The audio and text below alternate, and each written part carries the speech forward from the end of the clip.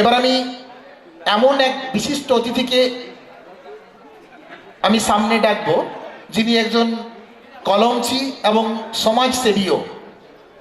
তিনি দীর্ঘদিন এই বিদ্যালয়ের প্রধান শিক্ষকের পদ অলঙ্কৃত করেছিলেন। তিনি হলেন মাননীয় শ্রী তুষারকান্তি সন্নিগ্রহী মহাশয়। এখন ওনাকে আমি দু চার কথা বলতে অনুরোধ করছি। কমলপুর নেতাজি হাই স্কুল 1956 সালে প্রতিষ্ঠা লাভ করেছে।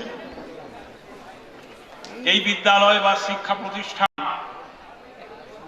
এখানে আমি 1994 সালে প্রধান শিক্ষক হিসেবে যোগদান করেছিলাম। আজকের এই মহতী অনুষ্ঠান প্রকৃতপক্ষে প্রাক্তনী সংঘদের অনুষ্ঠান।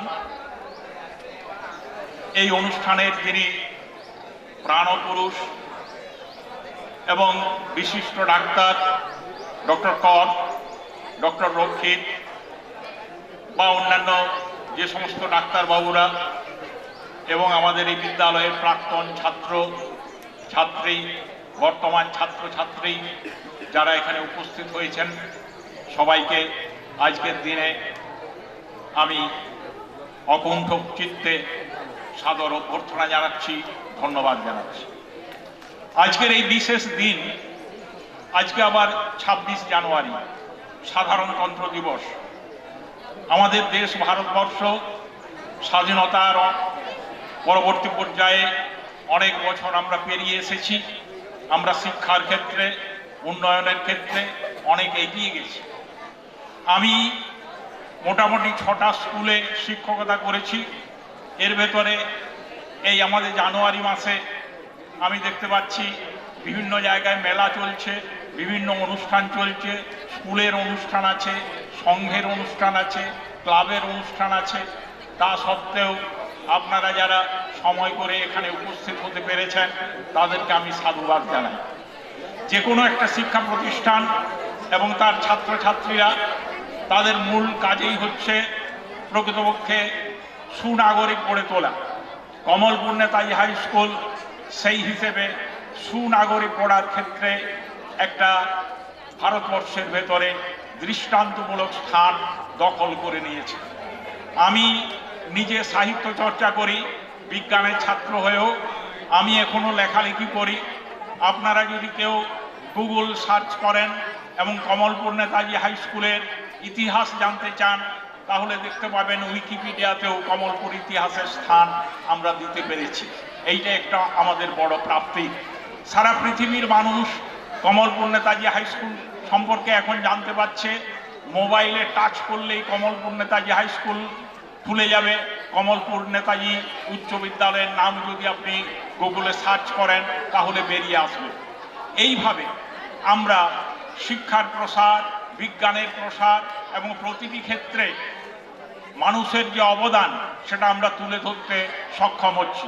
কমলপুর নেতাজি হাই স্কুলের এই যে প্রাক্তনী সংঘ, এই সংঘের কার্যক্রমের ভেতরে বিশেষ করে বৃত্তি প্রদান যে অনুষ্ঠান, সেই অনুষ্ঠানটা একটা বিশেষ মর্যাদা রেখেছে। এই কারণেই বিশেষ করে পড়াশোনার ক্ষেত্রে একটু টাকা পয়সার যাতে স্বাচ্ছন্দ্য আসে, সেই জন্যই বৃত্তি প্রদান অনুষ্ঠানে যারা দান করছেন, তাদেরকে আমি সাধুবাদ জানাই এবং এই অনুষ্ঠানের সার্বিক সাফল্য কামনা করছি। আমি আমাদের ওই এলাকায় সিমলাপালেও আজকের দিনে অনেক অনুষ্ঠান ছিল, তা সত্ত্বেও আমি এই কমলপুরের ডাকে এখানে এসেছি। আমি এই বিদ্যালয়ে প্রকৃতপক্ষে 1994 সাল থেকে 2001 সালে ছিলাম। এখানে যে পরিবেশ, এইখানের যে শিক্ষার যে আলোর প্রকাশের যে ভঙ্গিমা, সেটা কিন্তু অন্য এলাকা থেকে আলাদা। এইখানে আমি যখন ছিলাম, তখন আমরা একবার প্রকৃতপক্ষে পুরস্কার বিতরণী অনুষ্ঠানে ডিস্ট্রিক্ট ম্যাজিস্ট্রেটকে এনেছিলাম। আপনারা অনেকেই হয়তো জানেন, তখন একজন মহিলা ডিস্ট্রিক্ট ম্যাজিস্ট্রেট ছিলেন, তার নাম ছিল রীনা ভেঙ্কট রমন। তিনি আমাদের স্কুলে এসেছিলেন। ডিস্ট্রিক্ট ম্যাজিস্ট্রেটের অফিসে আমরা বলেছিলাম যে কমলপুর নেতাজি হাই স্কুলের পুরস্কার বিতরণী উৎসব আছে, তাহলে আপনাকে আমরা নিয়ে যেতে চাই। উনি নাম শুনেই বললেন, উনি কলকাতা থেকে এখানে এসেছিলেন, উনি নাম শুনেই বললেন কমলপুর নেতাজি হাই স্কুল, আমি অবশ্যই যাব। উনি এখানে এসেছিলেন এবং পুরস্কার বিতরণী অনুষ্ঠানে অংশগ্রহণ করেছিলেন। এবং সেই মুহূর্তে উনি আমাদের এইখানে দেখলেন যে প্রাচীন নেই, এইখানে হোস্টেলের ঠিকমতো ঘর নেই, তার জন্যে উনি এই সরকারি দপ্তর থেকে তখন 10 লাখ টাকা মঞ্জুর করিয়ে দিয়েছিলেন। এটা একটা আমাদের মানে খুব ভালো প্রয়াস। যাই হোক, শিক্ষার আলো ছড়িয়ে দিচ্ছে কমলপুর নেতাজি হাই স্কুল।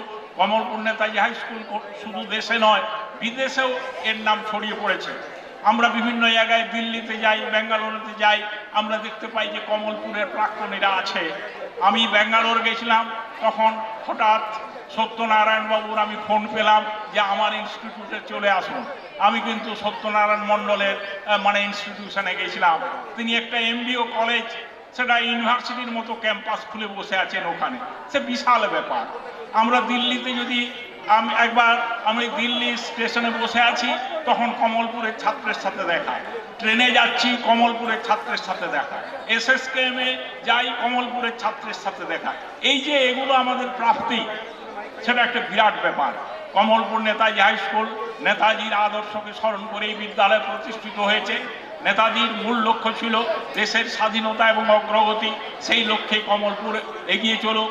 শিক্ষার আলোকবর্তিকা নিয়ে দেশের সুগঠনে, সুনাগরিক গড়ার ক্ষেত্রে কমলপুর নেতাজি হাই স্কুল আরো বেশি করে অগ্রগতির ভূমিকা পালন করুক, এই প্রত্যাশা নিয়ে সকলকে আমি ধন্যবাদ জানিয়ে, শুভেচ্ছা জানিয়ে আমার এই ক্ষুদ্র বক্তব্য শেষ করছি। জয়তু নেতাজি, জয় প্রজাতন্ত্র দিবস, বন্দে মাতরম, জয় হিন্দ, জয় ভারতবর্ষ।